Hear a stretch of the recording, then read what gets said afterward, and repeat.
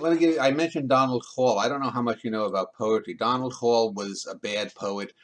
He was even a bad critic. He couldn't even write reviews well. He was a college professor. He dumped his first wife back, I guess, in the 60s or 70s for a woman named Jane Kenyon, who's another bad poet.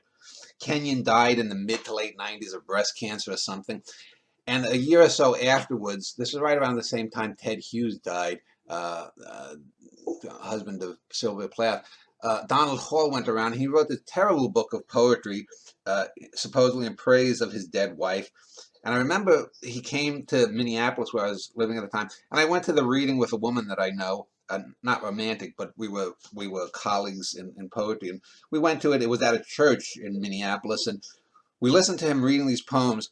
And I remember after the second or third poem, I knew how Donald Hall was going to react. And we got to one poem, and I said, as he starts reading, I said to this woman, I said, now he's going to cry in about 10, 15 seconds. And sure enough, he started weeping. He started weeping. I knew the way he was trying to manipulate it. And I'm not saying you can't have passion, or you can't, if you're doing a reading where you have multiple characters, try to take on a little bit of a difference in the voice.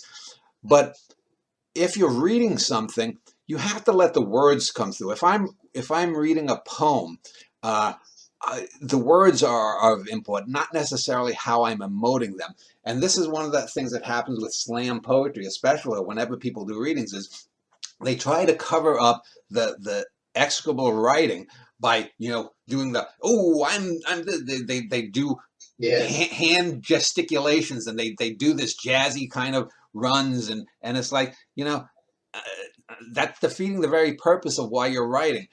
If I'm reading a scene written about when my mom died, I don't need to tear up to get it. Now, if I'm genuinely moved, okay. But with Donald Hall, I knew exactly what he was doing. I knew how he was playing this audience of mostly old white people in the late 90s.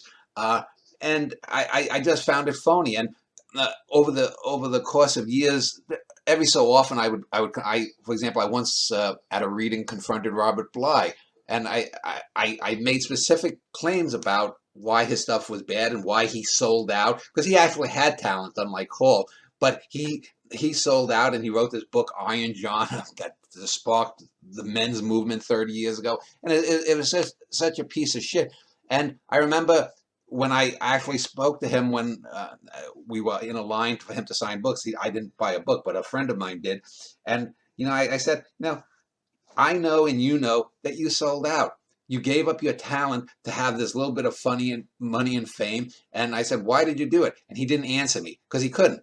And now you could say, well, Dan, how could you be so impudent to do that? But how could he be so impudent to put out garbage, knowingly do so, and to not? And this gets recently, for example, I was talking with some friends, because a number of people that I know in the arts, uh, for one reason or another, are not pursuing the arts with the vigor and not making use of their talents enough. And I've had to tell a few of these people, and they get angry at you or whatnot. But ultimately, I think most of them know that I'm telling them the truth, and it might take a few years for them to get over that. But you have to put it out there. But again, go on to your next question. Well, it just seems that, because I think I wrote to you recently that writing in particular is a very polite. It's a very polite thing, and so the fact that I can only imagine what it was like, because you write in True Life about the Minneapolis Uptown Poetry Group, Mm. and I've been in poetry groups, obviously, and they're very polite things where you just encourage people mostly. It's all very useless. Do you think, confronting Donald Blind and stuff? Obviously, I've never really met you. I haven't been around your life. I only know what I've read about you. But since you seem to have such a gigantic body of work, a quite unprecedented amount of work that's quality, the stuff you sent me is all very few typos. I don't even know how you do that. If the amount too, I don't even know how you do that. I've got lots of Do you typos. think? Right.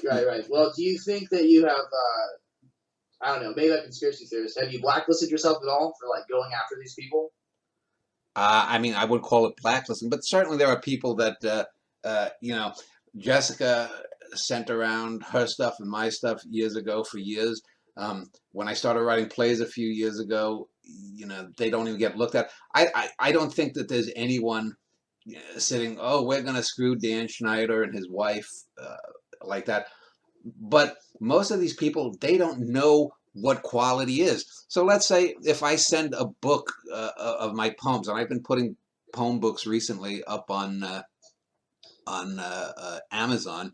Uh, if I have a great poem, if I have a book of great poems, great sonnets or whatnot, these motherfuckers, they're not going to know what's good or not. Someone who suckled on the tit of David Foster Wallace or Alice Walker is not going to have a fucking clue about what good writing, prose or poetry is. How can they? If all you're exposed to is garbage, how can that person know what quality is? And so, oh, like I said earlier, I said, plot is character.